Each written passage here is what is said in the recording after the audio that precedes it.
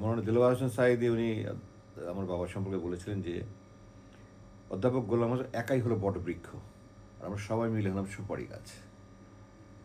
তো আসলেই আমি আল্লাহর কাছে তো হাজার শুকরিয়া জানাই যে দুনিয়াতে আমি কার সন্তান হয়ে জন্ম হবো এটা তো আমার ইচ্ছার উপরে না, আল্লাহর ইচ্ছার উপরে। আল্লাহ যে আমাকে এমন এক মহান ব্যক্তির সন্তান হিসেবে জন্ম দিয়েছেন, এবং আমরা সবগুলো ভাই যে আমরা তো ছোটোবেলা থেকে বিচ্ছিন্ন পরিবার। আমরা 71 সালের পর থেকে আমরা বিচ্ছিন্ন, এক এক ভাই এক একখানে থেকেছি। কিন্তু তারপরে বাবা মার ছোটোবেলা থেকে যতটুকু দেখেছি, তাদের শিক্ষা পেয়েছি, তাদের সাহচর্য পেয়েছি, ওনাদের আমল আখলাক দেখেছি, ওনাদের দোয়া, সব কিছুর সামনে আমরা 6টা ভাই আলহামদুলিল্লাহ দুনিয়া আখেরাতের সব দিক থেকে আমরা সাধ্যমতো চেষ্টা করি আমরা আমাদের মান ধরে রাখার জন্য বাবা মার। আম্মা একটা কথা বলতেন সবসময় যে তোমরা যাই করো না কেন মনে রাখবা যে তোমাদের কোনো কর্মকাণ্ডের জন্য তোমার বাবার বদনাম। আসসালামু আলাইকুম, আপনার প্রশ্নের জন্য ধন্যবাদ। আসলে অধ্যাপক গোলাম আযম তো শুধু একটা নাম নয়, এটা একটা আন্দোলন, একটা ইতিহাস, একটা সংগ্রামী জীবন। এবং আমি মনে করি আমাদের বাংলাদেশ ভূখণ্ডের জন্য আল্লাহর ভক্তের রহমত স্বরূপ ছিলেন নি। আমরা অভাগা জাতি যে ওনাকে যথার্থ মূল্যায়ন করতে পারলাম না। তো তারপরে মানুষের অন্তরে ওনার স্থান ঠিকই আছে, এবং হাদিসে আছে যে আল্লাহ যাকে ভালোবাসে আল্লাহ মানুষের অন্তরে তার জন্য ভালোবাসা সৃষ্টি করে দেয়। ওনার জন্য 43 বছর পর্যন্ত ওনার বিরুদ্ধে মিথ্যাচারে পড়ে ওনার সরকারের রক্তচক্ষু উপেক্ষা করে যেভাবে লক্ষ লক্ষ লোক মানুষ জানাজায় এসছে, এ দ্বারা প্রমাণ হয়েছে যে উনি এই দেশের ইতিহাসে মুকুটহীন রাজা। উনি 4বার ওনার মন্ত্রিত্বের সুযোগ ছিল, কিন্তু উনি মন্ত্রী হননি। উনি কাজ করে গেছেন জনতার নেতা, উনি জনতার পাশে থেকে কাজ করে গেছেন। তো অধ্যাপক গোলাম আযমকে মূল্যায়ন করতে হলে একটা হলো শিক্ষা জীবন, একটা পারিবারিক জীবন,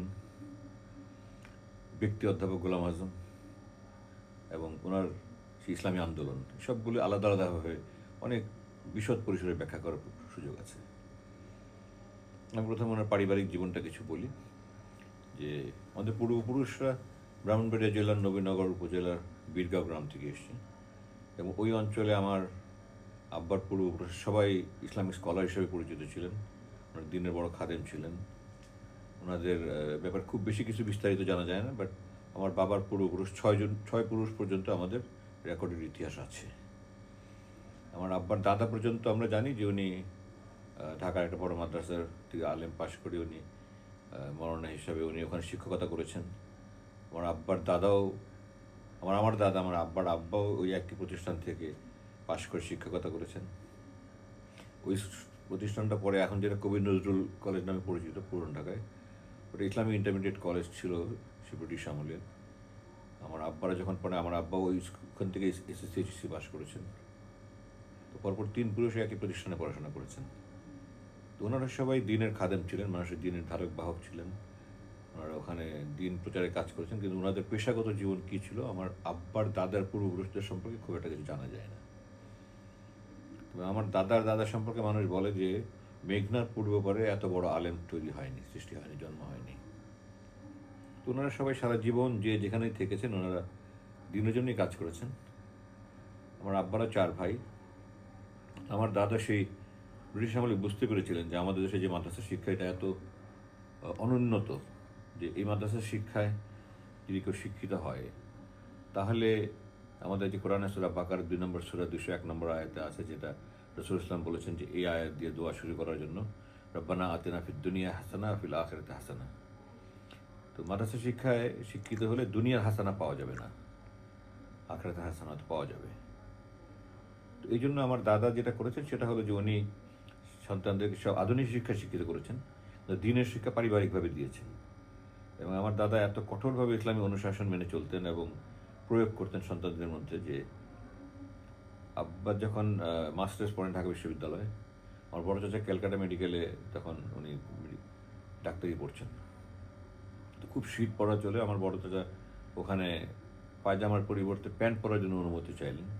দাদা বললেন যে তোমার যদি ডাক্তার হওয়ার জন্য প্যান্ট পরা লাগে তোমার ডাক্তার হওয়ার দরকার নেই, তুমি চলে আসো। তখনকার এই ব্রিটিশ আমলে মুসলমানদের মধ্যে প্যান্টের প্রতি একটা বিদ্বেষ ছিল, ইংরেজরা পড়ে যেহেতু। এরপরে যারা যখন 3rd ইয়ার 4th ইয়ারে পড়েন তখন চাচা দাড়ি উঠলো একটু, তো ওনার দাড়ি পুরো গাল ভরা দাড়ি ছিল না, সামান্য দাড়ি ছিল, এবং ওনার বন্ধুবান্ধব ওনাকে এটা নিয়ে খুব খ্যাপাতো টেটকারি দিত। উনি আবার দাদার কাছে মানে দাড়ি শেভ করতে চাই এই অনুমতি চাইতে উনি সাহস করেননি।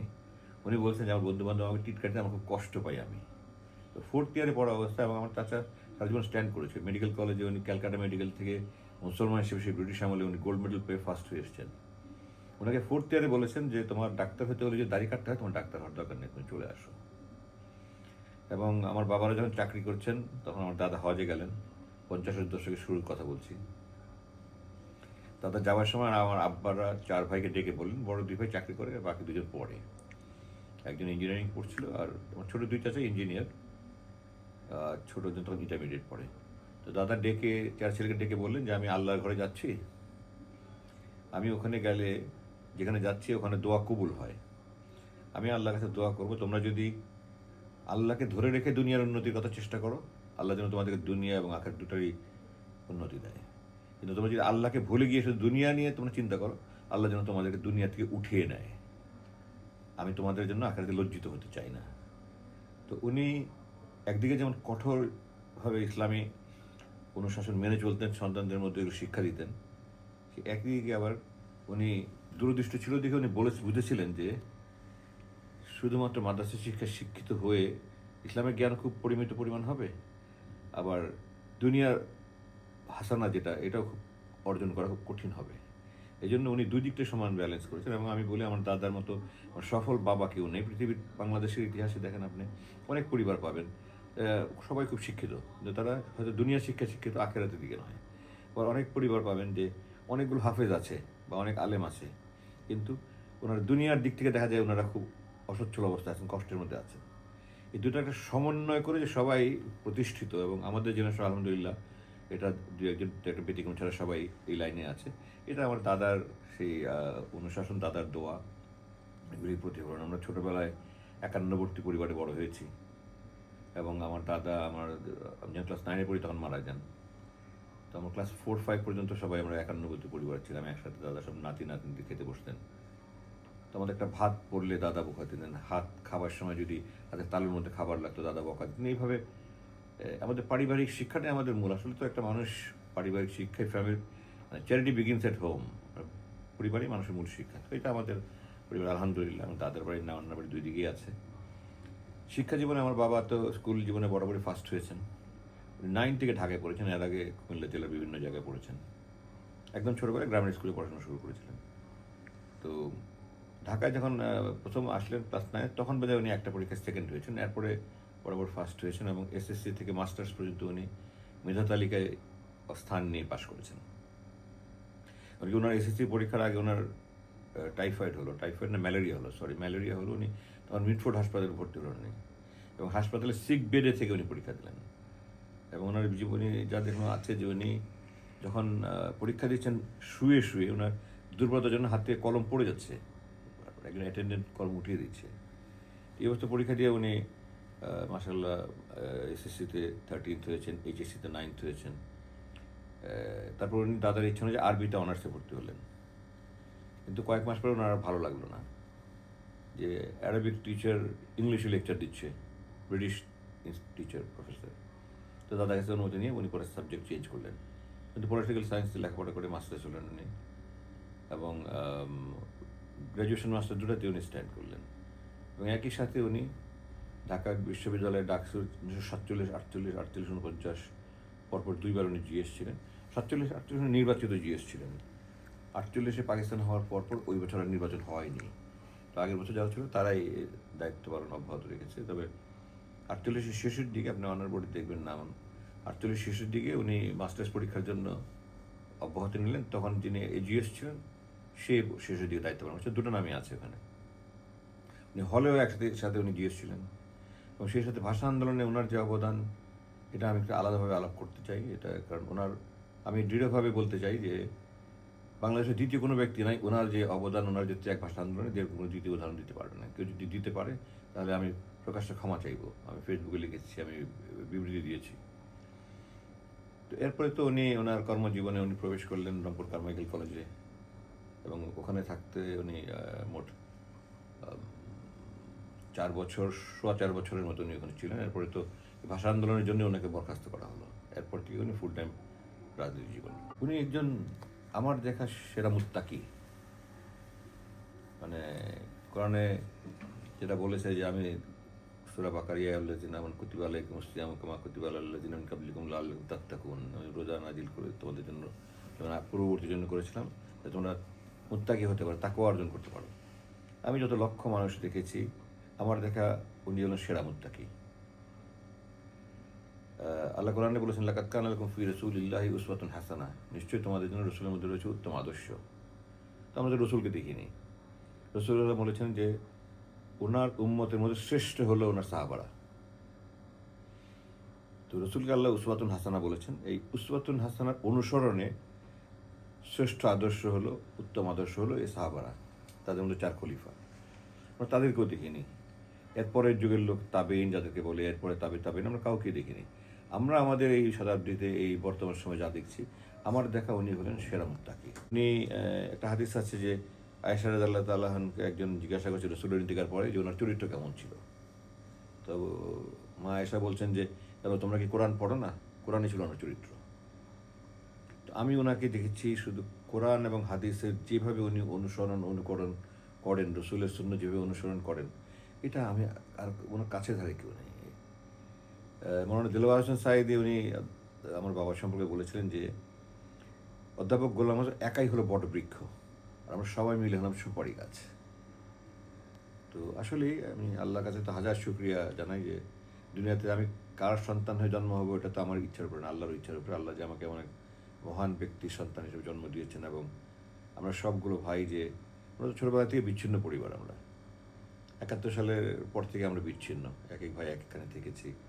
কিন্তু তারপরে বাবা মার ছোটোবেলা থেকে যতটুকু দেখেছি, তাদের শিক্ষা পেয়েছি, তাদের সাহচর্য পেয়েছি, ওনাদের আমল আখলাক দেখেছি, ওনাদের দোয়া, সব কিছু সামনে আমরা 6টা ভাই আলহামদুলিল্লাহ দুনিয়া আখিরাতের সব দিক থেকে আমরা সাধ্যমতো চেষ্টা করি আমরা আমাদের মান ধরে রাখার জন্য। বাবা মার আম্মা একটা কথা বলতেন সবসময় যে তোমরা যাই করো না কেন মনে রাখবা যে তোমাদের কোনো কর্মকাণ্ডের জন্য তোমার বাবার বদনাম না হয়।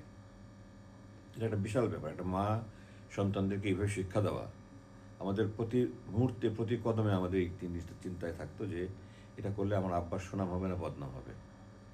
তো একটা মা তার সন্তানদেরকে পিতা সম্পর্কে এমন একটা ধারণা দেওয়া একটা বিশাল ব্যাপার। আমি কথা বলি যে আমার বাবা অধ্যাপক গোলাম আযমকে সারা বিশ্বব্যাপী যত কোটি মানুষ এখন চিনে, জানে, ভালোবাসে, অনেকে রুহানি পিতা বলে। আমার বাবা কোনোদিন এই অবস্থানে আসতে পারতেন না যদি আমার মার মতো একটা জীবনসঙ্গিনী না পেতেন। উনি সারা জীবন আমার আব্বার সমস্ত কাজে, যেমন রসুলের নবুয়ত জীবনের প্রথম দিকে খাদিজা রাদিয়াল্লাহু তাআলা আনহা এবং শেষের দিকে আয়েশা রাদিয়াল্লাহু আনহা যেভাবে সমর্থন দিয়েছেন, একদম মৌন সমর্থন দিয়েছেন, ওনারা শক্তি, সাহস, প্রেরণা জুগিয়েছেন। আমার মা সারা জীবন সেটা করেছেন।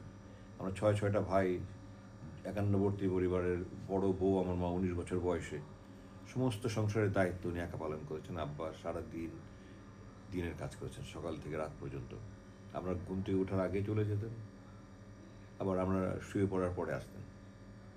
আমার মা একাই সমস্ত কিছু সামাল দিয়েছেন। তো আমার বাবার চাকরি জীবনের শুরুতে, ছাত্র জীবনের শেষের দিকে মাস্টার্স পরীক্ষার সময় উনি, আমার দাদা তবলিগ করতেন, সেই সময় তবলিগে ঢুকলেন এবং রংপুরে গিয়ে উনি প্রথম তবলিগ জামাত প্রতিষ্ঠা করলেন এবং তবলিগের রংপুরের জেলা আমির, রংপুরের আমির হলেন। কিন্তু উনি যখন 54 সালে জামাতের দায়িত্ব পেলেন, তারপর তখনই তিনি তবলিগ জামাত থেকে ইস্তফা দিয়ে উনি ফুল টাইম জামাতের রাজনীতি শুরু করলেন। তো ওনাকে তো ভাষা আন্দোলনের কারণে ওনাকে বরখাস্ত করা হলো। এর পরবর্তীতে ছাত্র অভিভাবকদের আন্দোলনের ফলে কলেজ কর্তৃপক্ষ আবার ওনাকে চিঠি দিয়ে পুনর্বহাল করতে চেয়েছিলেন, কিন্তু উনি বলেছেন যে না, আমি এখন আমার পক্ষে আসা সম্ভব নয়। মুসলমান হিসাবে যদি আমরা বলি, একজন দিনদার হিসাবে, মুমিন হিসাবে, মুত্তাকি হিসাবে, ওনার কথাবার্তা, আচার আচরণ, চাল চলন, কর্মকাণ্ড প্রতিটি অনুকরণীয়, অনুসরণীয় ছিল। খুব পরিমিত কথা বলতেন, পরিমিত খেতেন, খুব সুশৃঙ্খল জীবন ছিল এবং আত্মীয়তার হক রক্ষা করা, প্রতিবেশীর হক রক্ষা করা, অধীনস্থদের প্রতি দায়িত্ব, প্রতিটা জিনিসের ব্যাপারে এত যত্নবান ছিলেন উনি যে না দেখলে বিশ্বাস করা যায় না। এবং ওনার কাছে আমার কাছে মনে হয় ওনার জীবনের প্রতিটা পদক্ষেপে এক একটা আর্ট ছিল। উনি খেতে বসতেন, ওনার খাবারটা দেখার মতো ছিল। এবং উনি খাবার পরে যে টিস্যু পেপার দিয়ে হাত মুছতেন, এটাও আমরা তাকে দেখতাম যে কী সুন্দরভাবে একটা মানুষ হাত মুছছে। এই বইয়ের মধ্যে আপনারা দেখবেন যে ওনার আলমারির ছবি দেওয়া আছে। ওনার আলমারির ভিতরে কীভাবে উনি লুঙ্গি, গেঞ্জি, পাঞ্জাবি, তোয়ালে ভাঁজ করে রাখতেন, এটা আমি কাউকে দেখিনি এরকম। ওনার যে আপনার চেম্বারটা দেখেছেন, এত বড় চেম্বারে এত বিশাল বই, উনি যে শেষ 2 বছর 10 মাস হাসপাতালে ছিলেন জেলে বন্দি অবস্থায়, আমাকে বলে দিতেন এত নম্বর আলমারির উপর থেকে এত নম্বর থাকে, ডানে থেকে এত নম্বর বই দেখো, ওটার আশেপাশে এই বইটা আছে, ওটা নিয়ে আসবা। একটা লোকের মানে নেতা হওয়ার জন্য যত গুণাবলী থাকা দরকার, ওনার মধ্যে আল্লাহ কোনো কিছু ঘাটতি রাখেননি। উনি একটা মানুষকে বহুদিন আগে দেখেছেন, তাকে দেখে উনি নাম বাড়ি পর্যন্ত বলে দিতে পারলেন। উনি যখন 2014 সালে একটা মৃতসজ্জায় ইন্তেকালের কয়েকদিন আগে আমার মনে আছে, জেল পুলিশের একজন হাবিলদার আসলো, এসে সালাম দিল, দিয়ে বললো স্যার আমাকে চিনেছেন? আব্বা কিছুক্ষণ তাকিয়ে থাকলেন, তারপরে যদি আমার নামটা বোধ আব্দুল মোমেন বা কিছু একটা বলেছিল, যে আমি আব্দুল মোমেন, আপনি যখন 92 সালে জেলে ছিলেন আমি তখন আপনার ডিউটি করতাম। আব্বা সাথে সাথে বললেন, ও আচ্ছা, অমুক জেলার অমুক উপজেলায় বাড়ি না? তখন তো দাড়ি ছিল না। তো এই যে এটা একটা একটা বিশাল ওনার, আমি সবাইকে জিজ্ঞাসা করি যে ওনার চরিত্রের মাধুর্য এমন ছিল যে রসুল ইসলামের যেমন মানুষ দেখে আকৃষ্ট হতো, ওনার সাথে কথা বলে আকৃষ্ট হতো না, আমার বাবার একই কারণে, এবং এই কারণেই ওনাকে কিন্তু 23টা বছর ওনার নাগরিকত্ব হরণ করে রাখা হয়েছিল 71 থেকে 94, যেটা আমরা হাইকোর্ট সুপ্রিম কোর্টের রায় পেয়ে আমরা নাগরিকত্ব ফিরে পেয়েছেন। কারণ উনি মানুষের সাথে যে কথা বলতে যেতেন, মানুষ ওনার কথা শুনেই মুগ্ধ হয়ে যেত। ওনার, আপনি যদি ইউটিউবে ওনার বিভিন্ন স্টেটমেন্ট, বক্তৃতা বিবৃতি দেখেন, ওনার কথা বলার বাচনভঙ্গি, ওনার যুক্তি, শব্দচয়ন, বাক্য গঠন, এগুলি অনুকরণীয়। তো একটা নেতার যতগুলো গুণ আমি মনে করি, তার মধ্যে একটা অন্যতম প্রধান গুণ হলো যে উনি সবাইকে এমনভাবে সবার সাথে মেলামেশা করতেন যে মনে হতো যে প্রত্যেকেই মনে করতো যে আমি বোধহয় ওনার সবচেয়ে বেশি প্রিয়।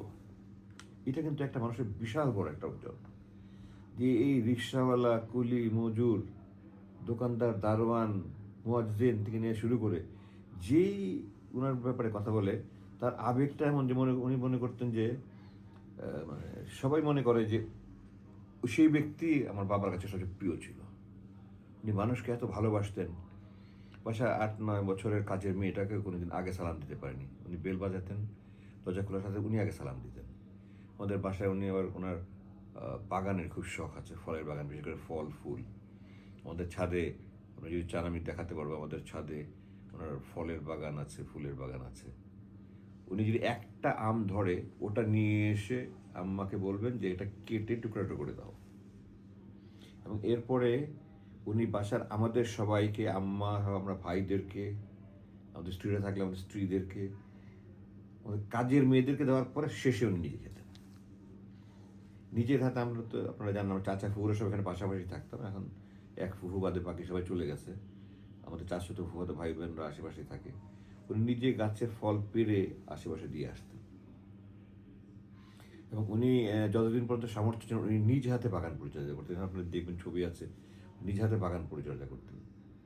তো ওনার ব্যক্তিগত গুণাবলী তো বলে শেষ করা যাবে না। আমি এই অক্টোবর ওনার মৃত্যুবার্ষিকী উপলক্ষে ছাত্র সংবাদ একটা ম্যাগাজিন আছে, ওই ম্যাগাজিনে আমি ওনাকে নিয়ে একটা আর্টিকেল লিখেছি। ওনার সময়ানুবর্তিতা, ওনার ধৈর্য, ওনার উদারতা, ওনার মহানুভবতা, ওনার সহনশীলতা, এগুলি কোনো কিছুর তুলনা নাই, আমরা কেউ কাছে ধারি নাই। আমি প্রকাশ্য চ্যালেঞ্জ দিয়ে বলতে পারি, একটা মানুষের যদি আপনি 100টা গুণ লিস্ট করেন, যত বিখ্যাত মানুষকে জানেন আপনি, প্রত্যেকটার জন্য যদি সবাইকে 10 মার্ক করে দেন, 1000-এর মধ্যে কেউ ওনার আশেপাশে আসতে পারবে না। আল্লাহ ওনাকে, আমার মনে হয় যে মাঝে মাঝে যে স্পেশাল কেয়ার নিয়ে ওনাকে আল্লাহ সৃষ্টি করেছেন ওনার মধ্যে, এবং উনি নিজেরও এটা একটা চর্চা ছিল, সারা জীবন উনি এটা নিজে ডেভেলপ করেছেন। ওনার তো নেতৃত্ব গুণাবলী ছোটোবেলা থেকেই প্রকাশ পেয়েছে। উনি যখন ক্লাস 7-এ পড়েন, ওনার কাছে শুনেছি যে তখন ওই প্যালেস্টাইনের বিরুদ্ধে তখন ফিলিস্তিনের আন্দোলন শুরু হয়েছে প্যালেস্টাইন নিয়ে। তো উনি স্কুল থেকে ফেরার পথে দেখলেন যে এখানে মিটিং হচ্ছে, বড় বড় নেতারা, তাদের মধ্যে একজন ছিলেন মুসলিম লীগের, আমার দাদার বন্ধু ছিলেন। উনি ক্লাস 7-এ পড়ে জনসভায় সাহস করে গিয়ে স্টেজে উঠে ওই সভাপতিকে বললেন যে আমি কিছু কথা বলতে চাই। পাকিস্তান আমলে পাকিস্তান, আমি এটা 37-38-এর কথা বলছি। এবং উনি তো তখন খুব আনন্দিত হয়ে মাইকে ঘোষণা করলেন, যে বক্তা দিয়েছে তারপরে ঘোষণা করলেন। সাব্বা বলেন যে আমি দাঁড়ালাম, মানুষ চোখের সামনে দেখে আমার তখন মুখ দিয়ে বের হয় না, কথা বের হয় না। যাই হোক, বলে আমি এতক্ষণ মধ্যে যা দাঁড়িয়ে দিয়ে শুনলাম এগুলি আমি মোটামুটি 2-3 মিনিটে বলে নেমে গেলাম। উনি ক্লাস 8-এ পড়ে দেখেন যে 9-10-এর ছেলেরা বিতর্ক প্রতিযোগিতা করছে, এইটা ছেলেদের অংশগ্রহণ করার সুযোগ নাই। উনি নিজে ছেলেদেরকে সুসংগঠিত করে নিজে ক্লাসের মধ্যে উনি বিতর্ক প্রতিযোগিতার আয়োজন করলেন। তো ওই নেতৃত্বের গুণাবলী ওনার ছোটবেলা থেকে দেখা গেছে। মানে কিছুটা আছে যে এটা একটা ডিবেট যে leaders are born or made. তো যার মধ্যে দুটা কম্বিনেশন আছে, হি স্ট্যান্ডস আউট অ্যাবাভ এভরিবডি। তো উনি স্কাউট লিডার ছিলেন এবং স্কাউটে উনি ভালো খেলোয়াড় ছিলেন, হলে ব্যাডমিন্টন চ্যাম্পিয়ন হয়েছেন, উনি স্কাউট লিডার হিসেবে পুরস্কার পেয়েছেন। আর আপনি জানেন তো সেই 40-এর দশকে 75-এর দশকে তখন তো কোনো ছাত্র রাজনীতি ছিল না। ইউনিভার্সিটির ছাত্র হিসাবে ভালো এবং সামাজিকভাবে জনপ্রিয় ব্যক্তিরাই তখন নির্বাচিত হতো। এবং আব্বার সাথে ভিপি ছিল হিন্দু ভদ্রলোক অরবিন্দ ঘোষ। তো সেই তখন থেকেই উনি নেতৃত্ব শুরু করে ওনার গুণাবলী বিকশিত হয়েছে এবং ছাত্র জীবনে এটা আরও পরিস্ফুটিত হয়েছে। কর্মজীবনে তো উনি 1955 সালে জামাতে রোকন হয়েছেন এবং এরপর 57 সালে উনি সেক্রেটারি জেনারেল হয়েছেন।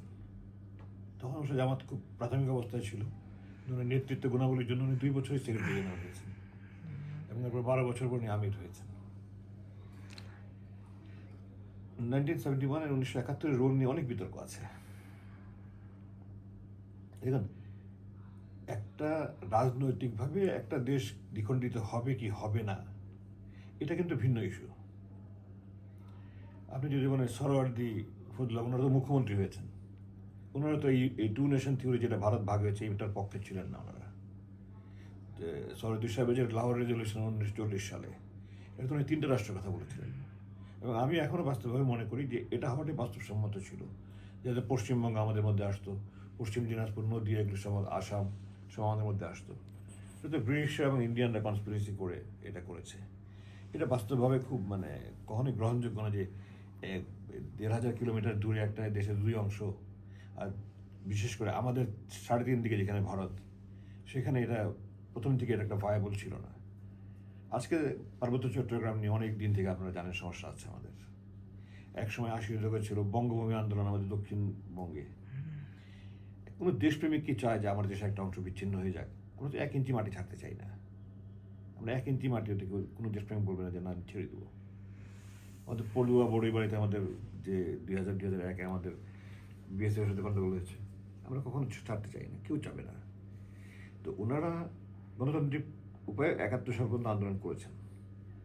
আপনি যদি ওনার রাজনৈতিক জীবন দেখেন 55 থেকে 71, এই 16 বছর কিন্তু উনি সমস্ত গণতান্ত্রিক আন্দোলনের অগ্রভাগে ছিলেন। উনি 1956-তে যখন শাসনতন্ত্র প্রণয়ন হয় তখন উনি নেতৃত্ব ভূমিকা পালন করেছেন। 60-এর দশকে যখন আইয়ুব বিরোধী আন্দোলন কপ হলো, কম্বাইন্ড অপোজিশন পার্টি, উনি ওটা নেতৃত্বে ছিলেন। যখন 1969 সালে আইয়ুব খান চলে গেল, ইয়াহিয়া খানকে ক্ষমতা দিয়ে 1969 সালে মার্চ মাসে, উনি তখন সমস্ত বিরোধী দল মিলে পাকিস্তান ডেমোক্রেটিক পার্টি হলো, উনি একটা সেক্রেটারি জেনারেল ছিলেন। এবং এই যে আওয়ামী লীগের যে ভাইস প্রেসিডেন্ট ছিল আব্দুল সামাদ আজাদ সাহেব, উনি তখন আব্বার অধীনে জয়েন্ট সেক্রেটারি ছিলেন।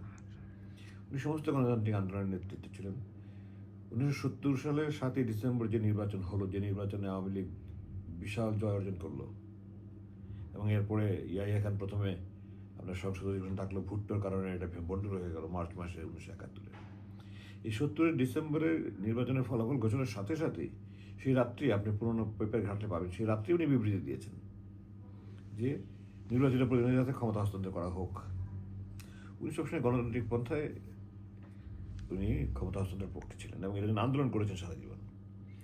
উনি 1971 সালে যখন 25শে মার্চে অপারেশন সার্চ লাইট করে পাকিস্তানের ক্র্যাকডাউন হলো, তখন আওয়ামী লীগের নেতারা সব ভারতে চলে গেল। এখন যেমন সব পালিয়ে গেছে, ওদের তো দ্বিতীয় হোম ওটা। তো উনি সহ শুধু উনি একা না, তখন তো মুসলিম লীগ সবচেয়ে বড় দল, যেমন তো তখন একটা খুব ক্ষুদ্র দল। মুসলিম লীগ ছিল, পিডিপি ছিল, পাকিস্তান ডেমোক্রেটিক পার্টি, নিজাম ইসলাম, যাদের প্রধান ছিলেন নুরুল আমিন সাহেব, যিনি পরবর্তীতে পাকিস্তানের ভাইস প্রেসিডেন্ট হিসেবে ইন্তেকাল করেছেন। ফরিদ আহমেদ সাহেব ছিলেন, কক্সবাজারের খুব বিখ্যাত ডাকসু নেতা ছিলেন। নিজাম ইসলাম, জমিয়ত উলামা ইসলাম, কৃষক শ্রমিক পার্টি, অনেক দল ছিল। তো জামাত একটা ক্ষুদ্র দল ছিল। তো সব দলের নেতারা মিলে তো ওনারা আলোচনা করলেন যে কি করা যায়। আমরা তো ভারতে গেলে ভারত আমাদেরকে বন্ধু, আপনি জানেন মৌলানা ভাসানীর মতো লোক, যিনি মানে পাকিস্তানের কট্টর বিরোধী ছিলেন পাকিস্তান সরকারের, এবং উনি তো ভারতে চলে গেছিলেন, ওখানে গিয়ে উনি বন্দী ছিলেন। তো যে বামপন্থীরা যদি বন্দী থাকে তাহলে ইসলামপন্থীরা তো আরও করোড় অবস্থা থাকে। তো ওনারা বুঝেছেন যে আমরা ভারতে গিয়ে আমরা কোনো আশ্রয় পাবো না। আর আমার বাবা যেটা 71 সালে বুঝেছিলেন, আমরা 53 বছর পরে আমাদের জাতি সেটা বুঝেছে যে ভারত কোনোদিনই আমাদের বন্ধু ছিল না, এবং ওদের ভবিষ্যতে তাদের এই মন মানসিকতা, আধিপত্যবাদী সংসদের মানসিকতা পরিবর্তন হবে, এটাও কোনো সম্ভাবনা দেখা যায় না। তারা যেভাবে এখন জিহাদ করছে, আপনার চন্দন নন্দী একজন সাংবাদিক আছে, সে আজকে আমাকে চায়না থেকে একজন একটা লিঙ্ক পাঠিয়েছে, আমি দেখার সময় পাইনি, সে আমার বিরুদ্ধে এখন উঠে পড়ে লেগেছে। তো যারাই ভারত বিরোধী তারাই তাদের বিরুদ্ধে লাগে। তো আপনি দেখেন এই 47 সাল থেকে তো ভারত আমাদের সাথে সমস্যা করে আসছে। 47 থেকে 71 পর্যন্ত দেখেন আপনি এই হায়দ্রাবাদ, কাশ্মীর, জুনাগড়, আপনার সিকিম, কী হয়েছে এগুলো? ভারত 71 সালে আমাদেরকে আমাদের বন্ধু হিসেবে সাহায্য করেনি। উনি এই কথাটাই চিন্তা করেছেন যে আমরা ভারতের, উনি সাক্ষাৎকারে উনি বলেছেন, ওনার এই ট্রাইব্যুনালের আদেশে গ্রেফতারের আগে উনি স্পষ্ট বলেছেন, আমি যদি ভারতের সাহায্য নিয়ে মুক্তিযুদ্ধ করতাম, আমরা মুক্তিযুদ্ধ করতাম, কিন্তু ভারত আমাদের বন্ধু হতে পারে না। অতীত ইতিহাস তা বলে না। ভবিষ্যতে পরিবর্তন যদি হয় ভালো কথা। আমিও চাই একটা প্রতিবেশী বন্ধু। ইংরেজিতে বলে যে don't buy the house, buy the neighbour.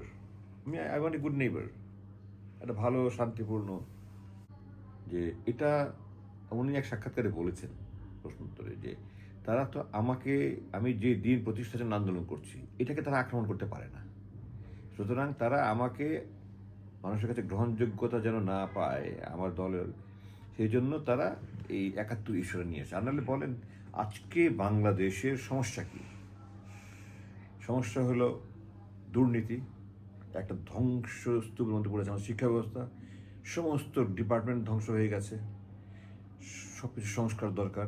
আমাদের আনএমপ্লয়মেন্ট, আমাদের এই যে রাস্তায় কথায় কথায় এত লক্ষ লোক নেমে আসে, সবাই যদি চাকরি করতো কয়জন আসতো আমাকে বলেন? বেকার মানুষ টাকা দিয়ে চলে আসতেছে। তো এগুলো নিয়ে কিন্তু কেউ কথা বলে না। গোয়িং ব্যাক টু 71, কেন তারা মানুষকে পিছন দিকে ফিরে নিয়ে, কিন্তু 71-এর যে বাস্তবতা সেটাও তো তুলে ধরা হচ্ছে না, একটা অংশতে তুলে ধরা হচ্ছে। এক্স্যাক্টলি।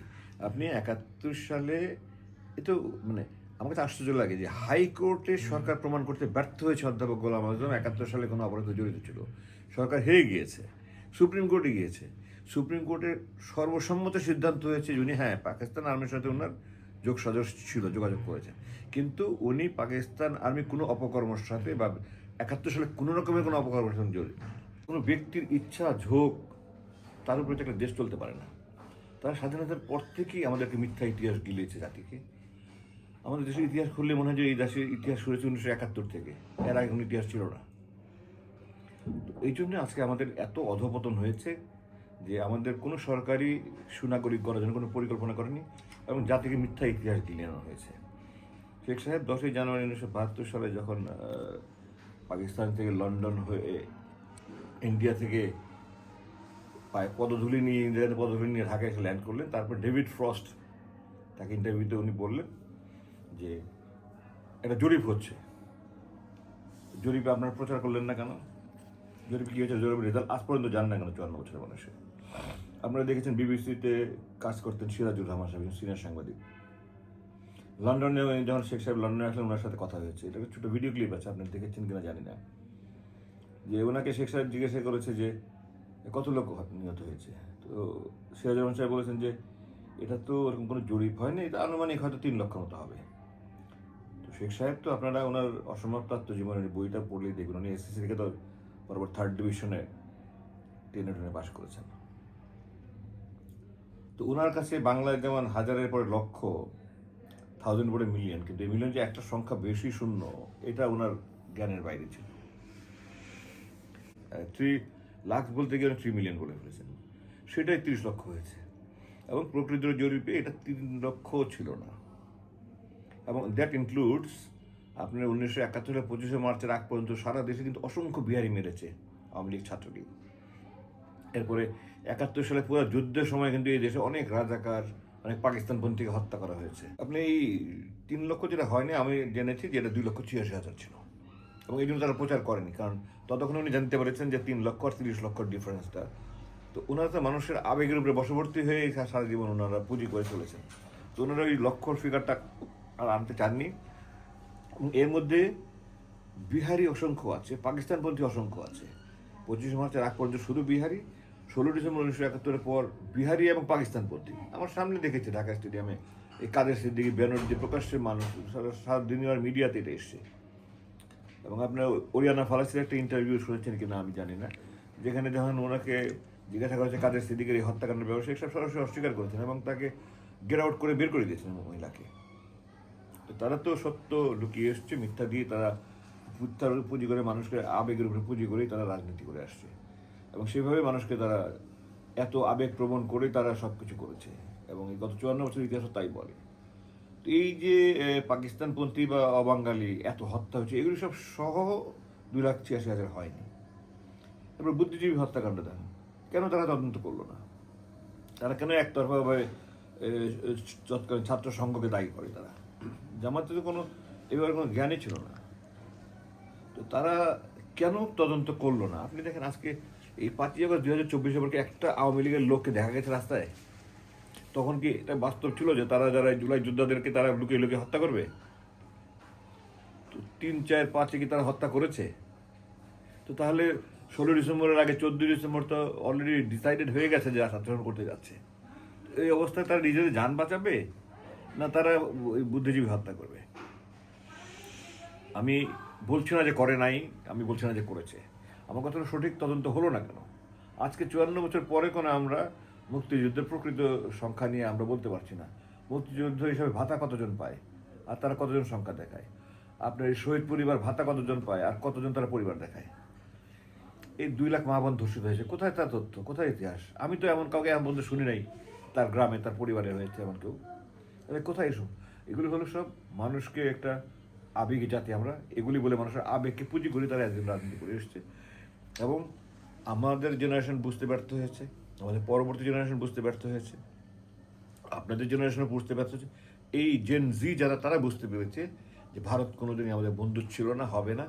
এবং তারা যা কিছু করেছে, ব্রিটিশরা যেমন আমাদের এখানে যে 190 বছর শাসন করেছে ডিভাইড অ্যান্ড রুল করে হিন্দু মুসলমান, আমাদেরকে তারা পক্ষ বিপক্ষ করে ডিভাইড অ্যান্ড রুল করছে ভারত আওয়ামী লীগের মাধ্যমে। এবং আমরা এটা বুঝতে পারিনি, এখনও বুঝতে পারছি না। আমরা এখনও কিছু লোক আছে, একটা দেশের প্রধানমন্ত্রী সমস্ত মন্ত্রী পরিষদ সহ যদি শত্রু রাষ্ট্রে গিয়ে পালিয়ে থাকে, এবং যারা দেশের গণহত্যা করেছে, গুম খুন করেছে, তারা কি করে আমাদের বন্ধু রাষ্ট্র হতে পারে? আমাদের এগুলি কবে চেতনা আসবে আমি জানি না। আমার মাঝে মাঝে মনে হয় আসলে আমরা we are unfit for democracy. আমরা গণতন্ত্রের জন্য, আমরা আমাদের মন মগজ মেধা মনন গণতন্ত্রের জন্য ফিট নয়। আপনি যে সেনাবাহিনীতে গেলেন, এই সময় আপনার বাবার আগ্রহ ছিল বা তার প্রতিক্রিয়া কি ছিল? এটা আমি অন্য সাক্ষাৎকারে বলেছি যে আমি তো ঢাকা গভর্নমেন্ট লেভেল স্কুলে পড়েছি, যেটা আমাদের সময় আনকন্টেস্টেড নাম্বার 1 স্কুল ছিল বাংলাদেশে, তৎকালীন পূর্ব পাকিস্তানে। কিন্তু স্বাধীনতার পরে এক অমুসলিম টিচারের অত্যাচারে আমাকে স্কুল ছাড়তে হলো। আমার চাচা তখন সিলেট মেডিকেল কলেজের প্রিন্সিপাল ছিলেন, আমি ওখানে গিয়ে পরীক্ষা দিলাম, এসএসসি পাস করলাম। নরডেমে পড়া অবস্থা আমি ইংল্যান্ডে চলে গেলাম। ওখানে আমি ও লেভেল করে যখন দেশে আসলাম, আমার আব্বা যেহেতু দেশে আসতে পারছিলেন না, এই জন্য আমরা চলে গিয়েছিলাম। আব্বা যখন 78 দেশে আসলেন, তখন বড় দুই ভাই ইউনিভার্সিটিতে পড়ে, আমরা বাকি সবাই আমরা চলে আসলাম। তখনও 78-এর শেষে আমার তখনও এ লেভেল ফাইনাল পরীক্ষা দেওয়া হয়নি, যার ফলে আমাকে আবার ইন্টারমিডিয়েট দিতে হলো। এইচএসসি পাস করতে হলো 79-এ।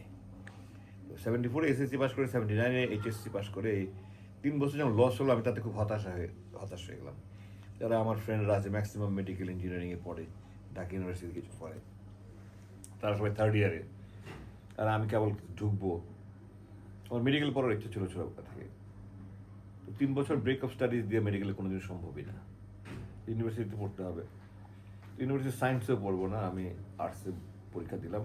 আমি সবগুলোতে 5টা পরীক্ষা দিলাম, সবগুলোতে চান্স পেয়েছিলাম, ভালো ভালো subject, public ad, journalism, IR, English, আর একটা সোশ্যাল ওয়ার্ক ছিল। ইংলিশে ভর্তি হয়েছিলাম, কিন্তু আমি খুব হতাশ হয়ে গেলাম তখন। তো তখন আমার বন্ধু বান্ধব যারা রেগুলার HSC 76-এ পাস করেছে তারা আর্মিতে ঢুকে অলরেডি অফিসার হয়ে গেছে। তো তারা আমাকে কয়েকজন প্রথমে বুদ্ধি দিল, উৎসাহিত। আমার এক বন্ধুর বড় ভাই ছিল আর্মিতে, তিনি আমাকে খুব উৎসাহিত করলেন। আমার প্রতিবেশী এক বন্ধু ছিল, তার 2 ভাই আর্মিতে ছিল, তারাও খুব উৎসাহিত করলো। তো তখন আমি সিদ্ধান্ত নিলাম আর্মিতে যাবো। আমি প্রথমে আমার মাকে বললাম। মাতে শোনার সাথে সাথে একেবারে খুব প্রতিক্রিয়া দেখালেন, চোখের পানি ফেলে দিলেন, কাঁদলেন, প্রশ্নই ওঠে না। কেন আম্মা সমস্যা? তুমি দেখো না সেনাবাহিনীতে গেলে খুনি হয়ে যায়, 71 সালে দেখো নাই, 75 সালে দেখো নাই। আমি বললাম, খুনি তো আমি যেভাবে বড় হয়েছে আমি তো ওরকম হবো না, আমাকে মানুষকে খুন করবো না। না, সেনাবাহিনীতে গেলে লেখাপড়া হয় না। আল্লাহ তোমাকে মেধা দিয়েছে, সব ভাইরা BMA পাস করবে, ডক্টরেট করবে, আর তুমি ডাক্তার হতে না পারো, তুমি যে কোনো পেশায় বলে তুমি ডক্টরেট করতে পারো, তুমি আর পড়বো না। তুমি পড়াশোনা বাদ দিয়ে কেন আর্মিতে যাবা? আমি তখন জানতাম না যে আমাদের লং কোর্সে চিটাগং ইউনিভার্সিটি আন্ডার ডিগ্রি পড়া বাধ্যতামূলক। আমি আম্মাকে বললাম যে আম্মা আমি প্রাইভেটলি BMA পাস করবো, মাস্টার্স করবো, গ্র্যাজুয়েশন মাস্টার্স করবো। তারপর আম্মাকে কোনো অবস্থা রাজি করাতে পারলাম না। আর আমি মায়ের ব্যাপারে খুব বেশি সেন্সিটিভ, আমার দুনিয়া একদিকে, আমার মা একদিকে। তো আমি তখন বাবার কাছে গেলাম, বাবাকে যখন বললাম, তো বাবা খুব চোখ বড় বড় করে তাকালেন। তোমার হঠাৎ করে এই খেয়াল হলো কেন? আমি বললাম যে আব্বা, আমি পড়াশোনা করতে করতে আমি হতাশ হয়ে গেছি, আমার ভালো লাগে না। আমি আর্মিতে ঢুকবো, 2 বছর ট্রেনিং নিয়ে অফিসার হয়ে বেরিয়ে যাবো, ফার্স্ট ক্লাস গেজেটেড অফিসার হবো, সেটেল করবো। আর নাহলে আমি এখন ঢুকবো, আমার বন্ধু বান্ধব সব 3rd ইয়ারে আছে, আমি ঢুকতে ঢুকতে তারা 3rd ইয়ারে শেষ করে ফেলবে। এটা কত সালে? 1979। তো আব্বা বললেন, তোমার আম্মাকে বলেছো? আমরা জি বলেছি। তোমার আম্মা কি বললো? আমি আম্মার কি প্রতিক্রিয়া সেটা বললাম আমি। আব্বা কিছু চুপ করে থেকে বললেন যে ঠিক আছে, আমি তোমার আম্মাকে রাজি করানোর চেষ্টা করব। আমি তোমার আম্মাকে বলবো যে তুমি ওকে অনুমতি দাও, চেষ্টা করুক। আর্মিতে চান্স পাওয়া তো সহজ ব্যাপার না, কমিশন র্যাঙ্কে। ও যদি চান্স পায় তাহলে তুমি অনুমতি না দিলে ও যাবে না, আমি এইভাবে ওকে রাজি করাবো। আব্বা বললেন যে আমি তোমার আম্মাকে এইভাবে বলবো, তুমি যদি এই শর্তে রাজি থাকো তাহলে আমি তোমার আম্মাকে কনভিন্স করাবো। এবং আব্বা এটা বললেন যে মনে রাখো যে মার দোয়া ছাড়া জীবনে উন্নতি করতে পারবে না, মাকে কষ্ট দিয়ে জীবনে কোনো দিন কোনো ক্ষেত্রে উন্নতি করতে পারবে না। তো আমি তখন রাজি হলাম। এরপর তো ঢোকার প্রসেসটা অনেক লেন্দি, এটা মানে প্রতি এত ধাপ পেয়েছে, এটা আপনাদের বিরক্ত হয়ে যেতে পারে না যে না, শুধু জানলাম যে আপনার বাবার ইচ্ছাটা কি ছিল আর কি। না, আমার বাবার কোনো ইচ্ছা তো ছিলই না, বাট উনি কোনো নিষেধ করেননি। আমার জি জি। বাবা আমাদের কোনো ভাইকে আমরা কোন লাইনে পড়াশোনা করব, কি পোশাক পরবো, আব্বা শুধু আমাদের যেগুলো ফরজ ওগুলোর ব্যাপারে আব্বা আমাদেরকে আপনার আব্বার সাথে আপনার সর্বশেষ স্মৃতি, আপনি ওনার যখন অসুস্থ ছিলেন বা ছিলেন, যে আপনার মনে আছে অবশ্যই। জি জি। আমার তো আমি আমি সেটাকে বলি যে আমরা 6টা ভাই। আমার বাবা 90+ মারা গেছেন, মাও তো 86+ মারা গেছেন, আবার 92-তে মারা গেছেন। তো বাবা মা দুইজনকে এত দীর্ঘদিন হায়াত পাওয়ার ভাগ্য খুব কম মানুষের হয়, আমি দেখিনি। আমার প্রতি আত্মীয় কাউকে দুইজনকে এত দীর্ঘ জীবন পেতে দেখিনি আমি। সেদিকে আমরা 6 ভাই ভাগ্যবান। তো 6 ভাইয়ের মধ্যে আমি আবার স্পেশাল ভাগ্যবান যে আমি একমাত্র আব্বা আমার সাথে পরবর্তী খেয়েছি, এবং ওদের দুজনের বৃদ্ধ বয়সে আমি খেদমত করার সুযোগ পেয়েছি। এটা আমার জন্য একটা বিশাল আল্লাহর পক্ষ থেকে রহমত আমি মনে করি। আমার বাবার সাথে স্মৃতি তো ওটা আমি লিখবো ইনশাল্লাহ, আমার বাবার সাথে আমার স্মৃতি। তবে আপনি শেষের দিকে কথা যখন তো বললেন, আপনারা তো আব্বা যেদিন জেলে গেলেন এবং ওই দিন থেকে নিয়ে মৃত্যু পর্যন্ত আমি তো খুব ইন্টিমেটলি ছিলাম, বরাবরই ছিলাম। তো একদম শেষের কথা জেলখানা যেদিন গেলাম সেদিন তো আব্বাকে ট্রাইব্যুনালে যাওয়ার পরে আব্বাকে হুকুম দিল জেলে যাবে, তখন আব্বাকে প্রিজন ভ্যানে করে নিয়ে যাবে। তো আমি ভিতরে ঢুকে গেলাম, আমি বললাম যে আমি আব্বার সাথে যাব। তো পুলিশের টেসপি যারা ছিল ওখানে, অফিসার যারা এসে আমাকে থামানোর চেষ্টা করলাম। আমি বললাম যে না, আমি ওনার সাথে স্বেচ্ছা কারাবরণ করবো, উনি একলা থাকতে পারবেন না, আমাকে ওনার সাথে যেতে দিতে হবে। তোমরা স্যার না, এখানে তো এই গাড়িতে যাওয়া যাবে না, নিষেধ আছে। আমি তো নামবই না, তারা আমার গায়ে হাত দিতে সাহস পায় না। এসপি একটু কড়া গলায় কথা বলছিল, তো আমি তো আবার একটু উল্টাও, আমি তখন খুব ইমোশনালি চার্জড। আমার বাবাকে 90 বছর বয়সে এইভাবে আদেশ দিল বন্দি করার। আমি তখন এসপি সাহেবকে ধমক দিয়ে বললাম যে এসপি সাহেবের মতো আমি সচরাচর এসপি চড়িয়ে খেয়েছি, আপনি আমাকে নিশ্চয়ই চিনেন, আপনি জানেন আমি কে, তো আপনি কথা বলবেন না আমার সাথে। তখন বলে, স্যার আমার তো চাকরি চলে যাবে। তো আমি ভিড়তে বেরিয়ে আসলাম, কিন্তু প্রিজন ভ্যানের পিছনের দিকে দুই সাইডে, দরজার দুই সাইডে দুইটা টুলের মতো থাকে, ওখানে পুরো বডিটা পিছন পর্যন্ত কাভার্ড থাকে না, একদম বাইরের দিকে কিছুটা খালি থাকে, ওখানে দুইটা পুলিশ গার্ড থাকে। আমি এক গার্ডকে উঠে যাই, ওখানে বললাম আমি এটাতে যাবো, অনেক কিছু বললো, আমি নামলাম না। তো ওইভাবেই গেলাম আমি ঢাকা সেন্ট্রাল জেল পর্যন্ত। এটা কি এই বাসা থেকে না না, ট্রাইব্যুনাল থেকে। ট্রাইব্যুনাল থেকে? এবং তখন এটা পরে জেনেছি যে এটা নিয়ে তদন্ত হয়েছে, যে কি করে আমি ওই প্রিজন ভ্যানে করে ওই পর্যন্ত গেলাম। এটা নিয়ে কেউ কেউ হয়তো ডিপার্টমেন্টে কিছু শাস্তিও পেয়েছে শুনলাম, সরি অ্যাবাউট ইট। যাই হোক, তো ওখান থেকে যাওয়ার পরে আমি তো খুব পেরেশান, কি করবো, ওনাকে তো উনি অ্যাটেন্ডেন্ট ছাড়া উনি কীভাবে থাকবেন। আমার সাথে সাথে মাথায় বুদ্ধি আসলো যে ওনার জন্য আমি একটা দরখাস্ত করি যে ওনাকে চিকিৎসার জন্য হাসপাতালে স্থানান্তর করাবো। তো আমি ওখান থেকে, যে সেন্ট্রাল জেলের গেট থেকে যে আইজির অফিসটা, এটা 1 কিলোমিটারের মতো, আর এই নাজিমুদ্দিন রোডে ব্যস্ত রাস্তা, আমি এর মধ্যে একটা পাগলের মধ্যে দৌড়ালাম যে ওনাকে যে ভিতরে ঢোকানোর আগেই আমার প্রচেষ্টা করতে হবে। তো আপনারা জানেন নিশ্চয়ই যে আইজি প্রিজন থাকে সবসময় একজন আর্মি অফিসার, উনি আমার থেকে কিছু সিনিয়র ছিলেন, ডাক্তার। এটা পাকিস্তান আমল থেকে এই প্রচলনটা আছে যে আইজি, জেলার, এগুলো ডাক্তার। তো উনি, আমি ওনাকে বলার পরে উনি বলে ঠিক আছে তুমি দরখাস্ত করো একটা। তো উনি কাছ থেকে কাগজ কলম নিয়ে আমি দরখাস্ত করলাম, এবং উনি বললো যে ঠিক আছে আমি জেলারকে বলে দিচ্ছি তুমি যাও, ঢাকা সিনিয়র জেল সুপারকে বলে দিচ্ছি। আমি ওখান থেকে আবার দৌড়ে ফিরে আসলাম, ফিরে এসে এটা ওখানে দিলাম। তারপরে ওনাকে অ্যাম্বুলেন্সে করে পিজি হাসপাতালে নিয়ে আসলো, যেটা বাংলাদেশ মেডিকেল ইউনিভার্সিটি, যেটা ওখানে একটা প্রিজন সেল আছে, আপনারা জানেন কিনা আমি জানি না, হাসপাতালে সাব জেলের মতো আর কি।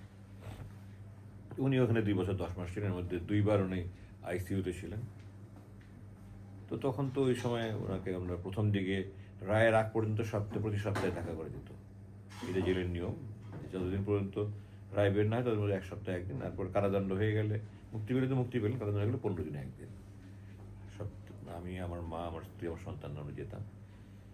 তো আব্বা যখন শেষ মৃত্যুর আগে, আব্বা তারিখটা সম্ভবত 8 তারিখে, 6 তারিখে, 6 অক্টোবর 2014, ওটা ঈদের দিন ছিল।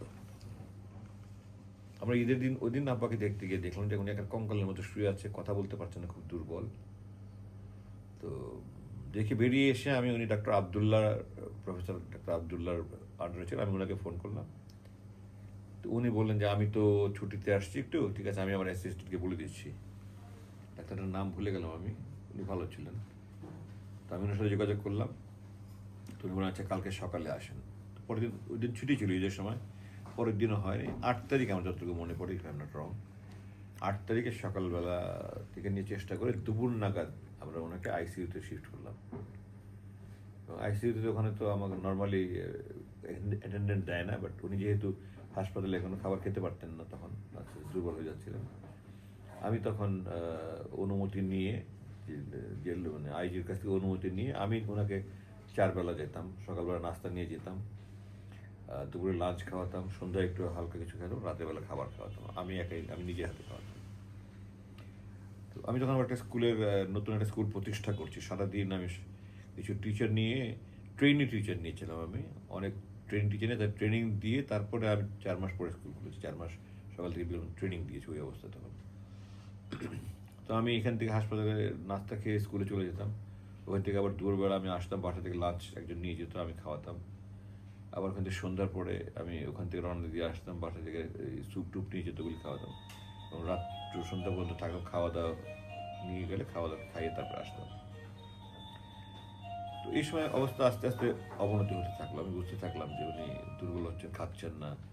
তখন শেষ দিনও ওনার সেন্স ছিল, কিন্তু সারাদিন থেমে থেমে অজ্ঞান হচ্ছিলেন, আবার জ্ঞান আসছিল, সারাদিন ঘোরের মধ্যে আছেন মনে হয়। সকাল থেকে সেদিন, উনি বৃহস্পতিবার ছিল, 23 অক্টোবর, উনি সকাল থেকে কিছু খাচ্ছেন না,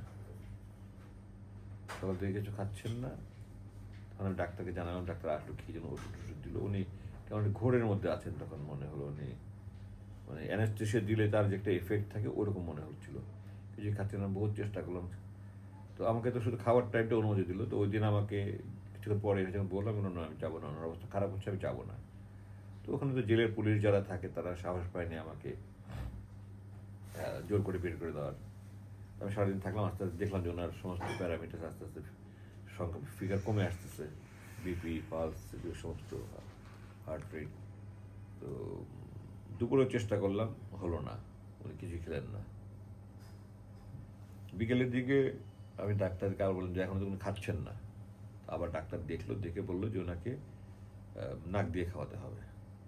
নাক দিয়ে খাওয়ানোর জন্য কীভাবে ফুড প্রসেস, খাবার প্রসেস করতে হবে, আর কী কী কিনতে হবে, এগুলো সব ওনারা বললেন, আমরা সব আনলাম। কিন্তু সন্ধ্যা থেকে মাগরিবের পর থেকে ওনার অবস্থা হঠাৎ খুব ডিটেরিয়েট করা শুরু করলো, এবং এক পর্যায়ে আমার তখন আত্মীয়, মানে দুপুরের পর থেকেই সারা দেশে এটা রাষ্ট্র হয়েছে, ওনার অবস্থা অবনতিশীল। হাসপাতাল চত্বর থেকে হাজার হাজার মানুষ ভরে গেছে, আত্মীয় স্বজন সবাই যাচ্ছে। খুব ঘনিষ্ঠ কয়েকজনকে আমি তখন ওই আইসিইউ এলাকায় ক্লাবসোল গেট বন্ধ করে যখন আনসার পাহারা দিচ্ছে, সাংবাদিকরা সব ভিড় করছে। আমি তখন একটা ইন্টারভিউ দিয়েছি তখন। তো তারপরে আমার শাশুড়ি গেলেন দেখতে মাগরিবের পর পর। আমি ওনাকে বিদায় দেওয়ার জন্য ওই কলাপসল গেটের বাইরে এসছি, এর মধ্যে আমাকে ভিতর থেকে লোক এসে ডাকলো যে আপনাকে ডাক্তার এখন ডাকছে, আপনাকে সাইন করতে হবে। গেলা পরে বলে যে আপনার ওনাকে লাইফ সাপোর্ট দেওয়া ছাড়া আমাদের কোনো গতি নাই। কারণ যেভাবে সারাদিন র্যাপিড খুব দ্রুত ওনার অবস্থা অবনতি হলো, আমার ঘনিষ্ঠ আত্মীয় কয়েকজনকে বললাম যে আজকে তো বৃহস্পতিবার রাত, তার মানে এটা শুক্রবার পড়ে গেছে, আমার মনে হয় আজকে রাতটা যাবে না যেভাবে অবনতি হচ্ছে। তো মাগরিবের পর পরে আমি সাইন করে দিলাম, ওনারা লাইফ সাপোর্ট লাগালো। ৯:৫ থেকে ৯:৩০ এরকম কোনো একটা সময় আমি বুঝতে পারলাম যে উনি আর নাই। আমাকে তো তারা দূরে সরিয়ে দিল, দিয়ে তারা ওই কেবিনে আপনার ওনার বিছানা চারিপাশে পর্দা টানিয়ে দিল, কাছে যেতে দিচ্ছিল না। বাট আমি ফাঁক দিয়ে এমনভাবে একটুখানি পর্দা ফাঁক করে আমি মনিটরটা খেয়াল করছিলাম। আমি এক পর্যায়ে আমি দেখলাম মনিটর সব স্থির হয়ে গেল, এবং তারপর রিসাসিটেশন যেটা বলে, তারা শেষ মুহূর্তে একটা বুক চাপাচাপি করে ওগুলিও করলো। কিন্তু তারা ঘোষণা করলো প্রায় ২-২.৫ ঘন্টা পরে। এটা আমি একটু বিস্মিত, তারা মনে হয় সিদ্ধান্ত নিতে পারছিল না কীভাবে কী ঘোষণা করবে, মানুষের প্রতিক্রিয়া কী হবে। শেষ পর্যন্ত মেডিকেলের যে ডাইরেক্টর, একজন কর্মরত ব্রিগেডিয়ার জেনারেল, উনি এসে ডিক্লেয়ার করলেন। এর মধ্যে আমি যখন পাশে বসা ছিলাম, ওনার মুখটা তো লাইফ সাপোর্ট দেওয়ার ফলে ওর মুখটা হা হয়েছিল। তো আমার হঠাৎ করে মনে হলো যে এটা যদি বেশিক্ষণ থাকে তো শক্ত হয়ে যাবে। তো আমি সাথে সাথে ওই নার্সিং স্টেশন থেকে যে গজ নিয়ে এসে মুখ বাঁধবো, ওটাও আমার তখন আর মাথায় নেই। আমি তাতে তাতে আমার পকেট রুমাল থাকে সবসময়, দাঁত দিয়ে কেটে 4টা লম্বা টুকরা করে ওগুলো একটা মতো গিট্টু যে লম্বা করে এখান দিয়ে এই বন্ধু বেঁধে দিলাম, মুখটা বন্ধ করে দিলাম। এরপরে আমি তো ওখানে ওই ২-২.৫ ঘন্টা আমার জন্য খুব কঠিন সময় ছিল। মানে আমার বুক ফুটে কান্না আসছে তখন, মানে চিৎকার করে কাঁদতে ইচ্ছা করছে। কিন্তু আমি চিন্তা করছি যে আমি যদি ভেঙে যাই, তো আমার মাকে সামাল দিবে কে, আমার স্ত্রী সন্তানদেরকে সামাল দিবে কে, পরিবারের সবাইকে কে সামাল দিবে। আবার চিন্তা হচ্ছে জামাতের এর আগে যে সমস্ত নেতাদের জুলুম করে ফাঁসি দিয়েছে, তাদের কারো জানাজা ঢাকায় হতে দেয়নি, তারা গোপনে গোপনে লাশ নিয়ে গেছে। আমাদের গ্রামের বাড়ি যাতায়াত ব্যবস্থা খুব খারাপ, আর তারা তো সরকারিভাবে ব্যবস্থা করলে যে কোনো ব্যবস্থা করে তারা নিয়ে যেতে পারে, হেলিকপ্টার নিয়ে যেতে পারবে। আমরা যাবো কীভাবে? তাহলে কি আমরা জানাজা অ্যাটেন্ড করতে পারবো না, দাফন খাফন করতে পারবো না? এই সমস্ত চিন্তায় আমি খুব মানে তখন মানসিকভাবে বিধ্বস্ত থাকলেও আমি ভেঙে পড়িনি আল্লাহর রহমতে। এখানে আমার ওয়াইফকে বলেছি, সে তো একটু পরপর ফোন করছিল, সেও গিয়েছিল সন্ধ্যার সময় দেখতে। আমার খালা ফুফু ওনারাও সন্ধ্যার পরের দিকে এসছে। তো সে আমি খালি এক পর্যায়ে বললাম যে আব্বা নেই, আম্মাকে কিছু বলো না, কারণ আম্মাকে আমি এসে বলবো। তো এর মধ্যে আমরা সবাই ঘোষণার জন্য ওয়েট করছি। এরপরে তারা বললো যে লাস্ট পোস্টমর্টম করবে। আমি বললাম না, পোস্টমর্টমের দরকার নাই, আমরা চাই না ওনার বুক কাটাকাটি করা হোক, ওনার মাথা ব্রেন। যাই হোক, তারা বললো যে ঠিক আছে, ডিসির কাছে তাহলে অ্যাপ্লাই করতে হবে, ডিসির অনুমতি লাগবে। তো উকিল ছিল, সংগঠনের লোকজন তো তখন পুরো ক্যাম্পাস ভরা, হাসপাতাল চত্বর আশেপাশে। তো আমি উকিল খুঁজলাম, উকিল আসলো। আমি তারা বললাম আপনি এরকম একটা দরখাস্ত লিখে নিয়ে আসেন। দরখাস্ত লিখে নিয়ে আসলো যে আমরা চাই না পোস্টমর্টম হোক। তো আমি সাইন করে দিলাম, উকিলের নিয়ে গেল। ডিসির বাসায় পৌঁছতে 12টা 1টা বোধহয় বেজে গেছে, আরও বেশি হয়ে যেতে পারে। কিন্তু ডিসি দেখা করলো না, বললো গার্ডের কাছে রেখে যান। আমি বললো যে আমি সকালের আগে তো আমি কারোর সাথে আলোচনা করতে পারবো না, এত রাতে কাউকে ডিস্টার্ব করতে পারবো না। এর মধ্যে আনুমানিক 12:30-র আশেপাশে কোনো এক সময়, হয়তো 12টার পরেও হতে পারে, মেডিকেল ডাইরেক্টর এসে আনুষ্ঠানিকভাবে ঘোষণা করলো। এরপরে তারা লাশ নিয়ে গেল ঢাকা মেডিকেলে পোস্টমর্টম করার জন্য। আমিও আমার গাড়ি নিয়ে সাথে সাথে গেলাম। তো ওখানে যাওয়ার পরে আমাকে যে পোস্টমর্টম করে যে ডাক্তার, ফরেন্সিক ডাক্তার, সে আমাকে বললো যে আপনি একটা সাইন করেন। কোথায় সাইন করব? যে এখানে সাইন করতে হবে। কেন সাইন করতে হবে? জেল কর্তৃপক্ষ তারা সাইন করেছে, না আপনার সাইন লাগবে। কিসের জন্য এই সাইনটা? এটা হলো যে আমরা পোস্টমর্টম ভোর হওয়ার আলো শুরু হওয়ার আগে করি না। আমরা রাতের বেলা পোস্টমর্টম করা নিষেধ আমাদের। করতে হলে দুই পক্ষেরই কনসেন্ট লাগবে। আমি বললাম আমি তো ডিসিকে দরখাস্ত করেছি, পোস্টমর্টম করতে চাই না, আমি সাইন করবো না। তো আমাকে যে জেলার দিয়েছিল, ডাক্তার ছিল, অনেক অনুরোধ করে বলুন না আমি কোনো অবস্থায় সাইন করবো না, আমি দেখে ডিসি কি ডিসিশন আসে। তো তখন তারা বললো ঠিক আছে, তাহলে আমাদের ভোর পর্যন্ত অপেক্ষা করতে হবে। আমি বললাম ঠিক আছে, আমি বাসায় চলে যাই। ডেপুটি জেলারকে বলে আসলাম যে আমি বাসায় চলে যাচ্ছি, যখন পোস্টমর্টম হওয়ার শুরু হবে বা পোস্টমর্টম হবে আপনি আমাকে ডাকবেন। আমি বাসায় চলে আসলাম। বাসায় ভর্তি তখন আত্মীয় স্বজন সবাই চলে আসছে। আম্মা ঘুমিয়ে গেছেন, আম্মাকে ডাকতে চাইনি আমরা কেউ। আমি ফজর নামাজ পড়ে একটু ভাবলাম যে একটু শুই, সারা রাত জাগনা আছি, সারাদিন কোনো রেস্টুরেন্টে বসেছিলাম একদম ঠাই, শুয়েছি। এর মধ্যে হাসপাতাল থেকে ফোন আসলো যে আপনি আসেন এখন। তো আমি গিয়ে দেখলাম যে অলরেডি পোস্টমর্টম হয়ে গেছে। তো লাশ নিয়ে আসলাম বাসায়। এর মধ্যে আমার আম্মা উঠেছে। আম্মা তো বাসায় ভর্তি, তখন মানুষজন দেখে আম্মা বুঝে গেছেন অলরেডি কি অবস্থা, কিন্তু কেউ কিছু বলেনি। তো আমি আসলাম, লাশ নিয়ে আসার পরে আমার পাশে বসলাম। আমার চেহারা দেখে বুঝলাম যে আম্মা বুঝতে পারছি বিধ্বস্ত। আম্মা বললেন যে কি খবর, সেটা বললেন। আমি বললাম খবর ভালো না। আমার বুঝতে পারলেন যে এত মানুষজন দেখে আমার কান্নাকাটি শুরু করলেন। যাই হোক, লাশ তো এখানে 24 ঘন্টার মতো আমরা এখানে, 24 ঘন্টা আর একটু বেশি, 26-27 ঘন্টার মতো এখানে ছিল। লাশ ধরার পরে আপনার অ্যাম্বুলেন্সে আমরা ওই ফ্রিজিং অ্যাম্বুলেন্স যেটা ওটাতে রেখেছিলাম, এবং এই মানে 25-26 ঘন্টা অনবরত মানুষ আমরা ভিতরে নিয়েছি। হাজার হাজার মানুষ। আপনি ওই দিন তো ঢাকা শহর অচল হয়ে গেছিল। আমি 24শে অক্টোবরের কথা বলছি।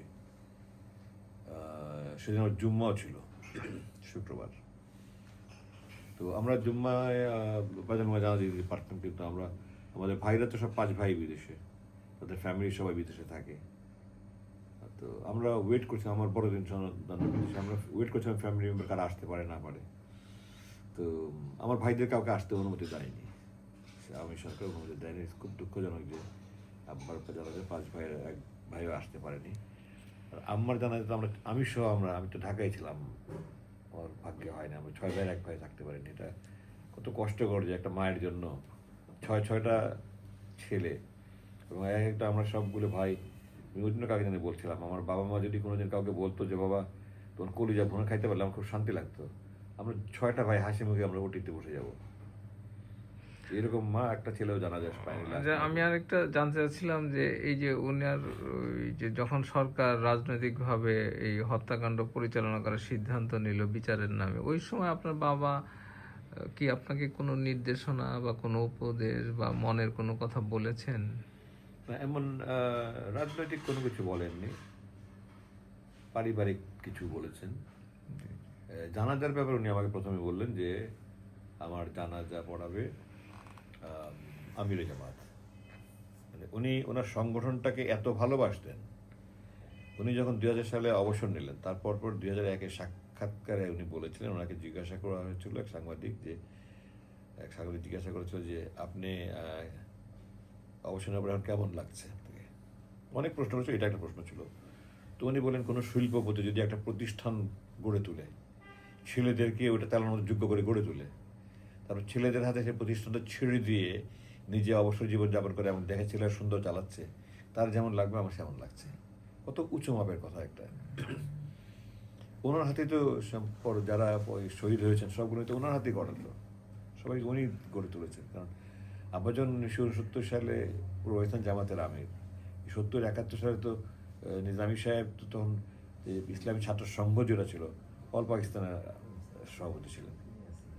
ওনাদেরকে উনি তৈরি করেছেন। তো ওনার তো আমরা শেষ পর্যন্ত 25 তারিখে আমরা জানাজা দিলাম। আমাদের কল্পনার বাইরে ছিল। তো সরকার চক্ষু উপেক্ষা করে তো লক্ষ লক্ষ লোক এসছে। আমার তো মাঝে মনে মনে হয় যে আল্লাহ তো ফিরেশতা পাঠিয়ে দিয়েছেন আমাদের। হ্যাঁ, এই প্রতিকূল পরিস্থিতির মধ্যে আপনার মানসিক এবং শারীরিক এই কষ্ট যে গেছে এটা উপলব্ধি করতে পারতেছি। আমি জানতে চাচ্ছি সর্বশেষ প্রশ্ন আপনার কাছে, যে এই যে অর্কেস্ট্রেটেড একটা বিচারের নামে যা করা হলো, যারা এই প্রক্রিয়ার সাথে জড়িত ছিলেন, এটা ওই সময় রাষ্ট্রপ্রধান ছাড়াও যারা এই প্রক্রিয়ার সাথে জড়িত ছিলেন বিচারালয়ে, বিভিন্ন প্রশাসনে, তাদের বিচারের জন্য আপনারা কোনো উদ্যোগ জি, নেবেন এটা নিয়ে কিনা? প্রকাশ্যে পাবলিকলি বলেছি আমি, যে আমরা অলরেডি বিদেশি আইনজীবীর সাথে কথা বলেছি, এবং বিদেশি আইনজীবী আপনি দেখেন টবি ক্যাটম্যানকে আপনি চিনে থাকতে পারেন। আমাদের এখানে আমাদের বাবাদের বা আমার জামাত নেতাদের যখন ফাঁসি তখন ব্যারিস্টার আব্দুল রাজ্জাকের উনি অ্যাডভাইজার ছিলেন ইংল্যান্ড থেকে। ওনাকে তো আমরা এই দেশে আনতে চেয়েছিলাম, সরকার ওনাকে ভিসা দেয়নি ওনাকে। তো ওনার সাথে একাধিকবার আমার আলোচনা হয়েছে, অন্যান্য আর দেশি বিদেশি লয়ারের সাথে আলোচনা হয়েছে যে আমরা এই বিচারকদেরকে আমরা আইনের কারণে দেবো। এবং ইন্টারনাল যে হেগে এটা উদাহরণ আছে এটার, যে বিচারক পক্ষপাত দোষে রায় দেওয়ার ফলে তার বিচারে কারাদণ্ড হয়েছে। তো আমরা ইনশাআল্লাহ, আমি দৃঢ়ভাবে এখন দেশে অস্থিতিশীল পরিস্থিতিতে এটা করিনি আমরা, কারণ এই ট্রাইব্যুনালে ওটা বিচার হওয়ার আগে যারা এই গুম খুন এগুলির সাথে জড়িত ছিল, জুলাই হত্যার সাথে জড়িত ছিল, কারণ তাদের বিচার হওয়াটা বেশি জরুরি। এই জন্য এখন আমরা করিনি, বাট ওটা আমাদের প্রিপারেশন আছে। ইনশাআল্লাহ নির্বাচন সুষ্ঠুভাবে হয়ে গেলে আমরা এরপরেই এটা মামলা করব। যে বিচারকটা ছিল, যে সাক্ষীরা মিথ্যা সাক্ষ্য দিয়েছে, এগুলো সবার বিরুদ্ধে আমরা ইনশাআল্লাহ তাদেরকে ট্রাইব্যুনালে নিয়ে যাবো আমরা। আপনার জীবনে পরবর্তী এই সরকার পরবর্তীতে যে গুমের একটা বিশাল ঘটনা ঘটছে, সেই প্রসঙ্গে আজকাল কোশ্চেন করলাম না, আপনার বাবার মধ্যে সীমিত থাকলাম। জাস্ট একটা, আপনার শিশুবেলায় আপনার বাবার সাথে কোনো যদি মিষ্টি বা কোনো স্মৃতি থাকে সর্বশেষ। জি, আমরা ছয় ভাইয়ের মধ্যে ছোটবেলা থেকে আমি সবসময় আব্বা আম্মার গায়ে গায়ে লেগে থাকতাম, এবং আব্বা বাইরে গেলে আমি আবদার করতাম, আব্বা আমিও যাব আমিও যাব। তা আমার কোনো ভাইরা এত গেছে কিনা জানি না, আমার একদম ছোটবেলায় মনে করেন আমি 5+ হবে তখন আমার বয়স। তখন তো ইস্ট পাকিস্তান ওয়েস্ট পাকিস্তান ছিল, এবং ইস্ট পাকিস্তান আগে গভর্নর ছিল, ওয়েস্ট পাকিস্তান আগে গভর্নর ছিল। এখন যেটা বঙ্গভবন, এটা তখন গভর্নর হাউস নামে পরিচিত ছিল, এবং এটার এলাকা কিন্তু একদম গুলিস্তান পর্যন্ত ছিল।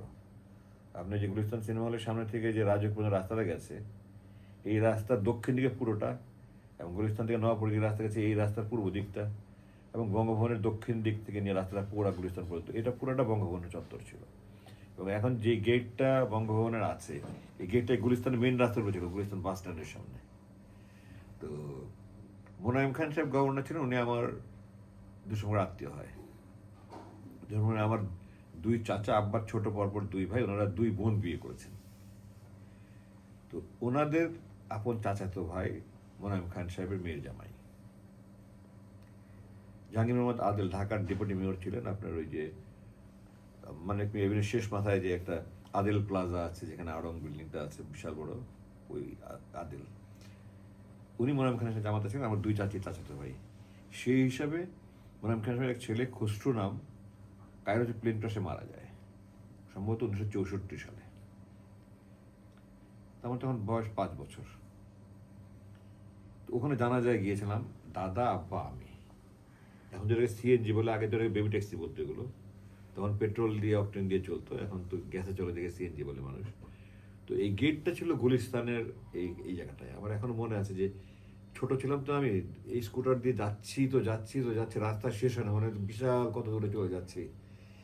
এবং তারপরে ওখানে যে জানা যায় আব্বা দাদার মাঝখানে আমি দাঁড়িয়েছি, বিশাল লনের মধ্যে অসংখ্য লোক, এইগুলো একটা মনে আছে।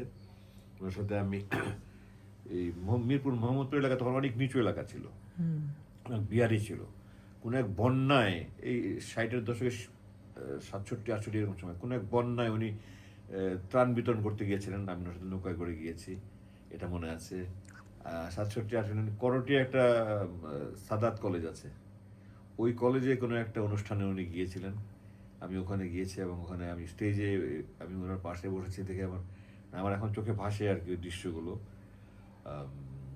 এরপরে ওনার সাথে 10-11 বছর বয়সে গ্রামের বাড়িতে গিয়েছিলাম একবার, উনি মিটিং করেছিলেন, ওখানে আমরা কোরবানির ঈদ করেছিলাম, এগুলো আবছা ভাসে।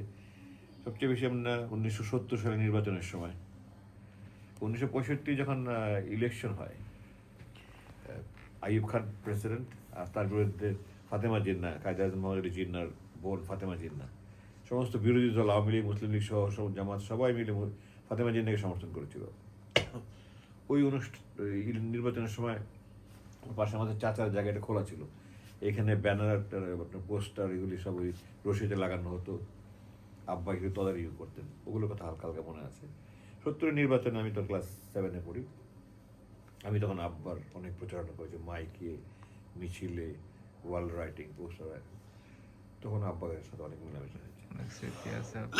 এছাড়া 67-68 2 বছর জামাতের অফিস ছিল তখন নাকালপাড়ায়, প্রধান উপদেষ্টার অফিসের পিছনে, ওটা পাশে একটা কিন্ডারগার্টেন স্কুল ছিল।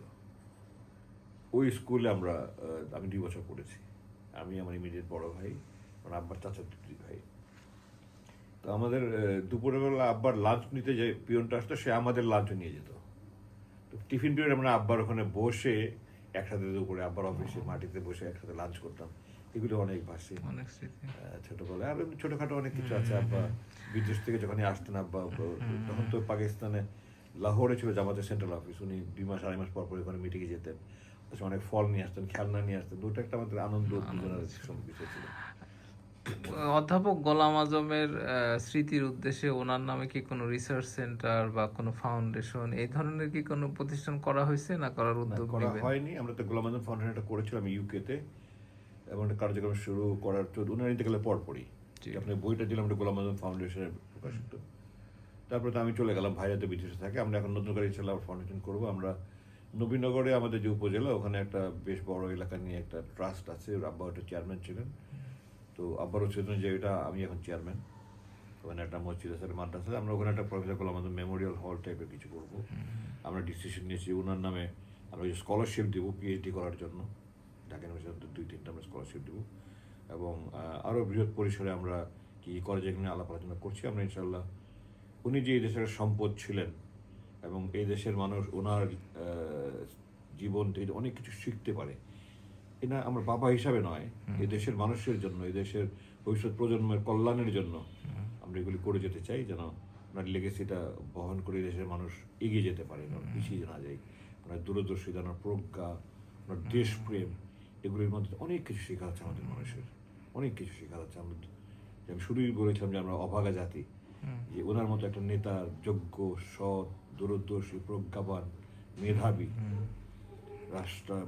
রাষ্ট্রবিজ্ঞানীর খেদমত পেলাম না আমরা।